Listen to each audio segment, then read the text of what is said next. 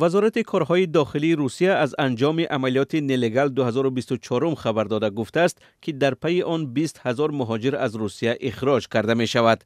در این باره ایرینا والک نماینده وزارت در صحیفه‌اش در تلگرام نوشته است. او افزوده که در طول برگزاری ریدها نیروهای امنیتی زیاده از 100,000 حالت ویران کردن قاعده‌های مهاجرتی را آشکار کردند.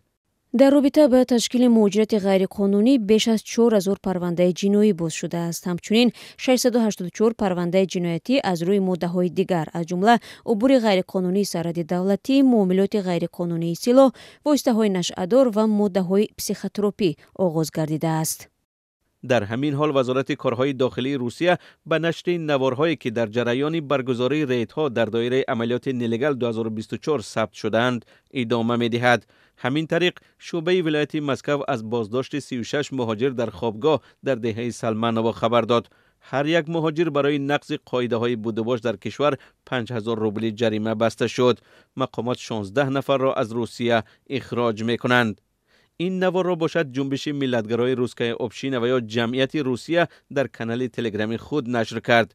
به گفته آنها اعضای این سازمان همراه نیروهای امنیتی در خوابگاه‌های ریوتوف رید انجام دادند. جمعیت روسیه می نویسد که نیروهای امنیتی حجت 200 مهاجر را تفتیش و 20 نفر آنها را بازداشت کردند. این سازمان ملتگرا نیز تاکید کرده است که مقامات 10 نفر را از روسیه اخراج خواهند کرد.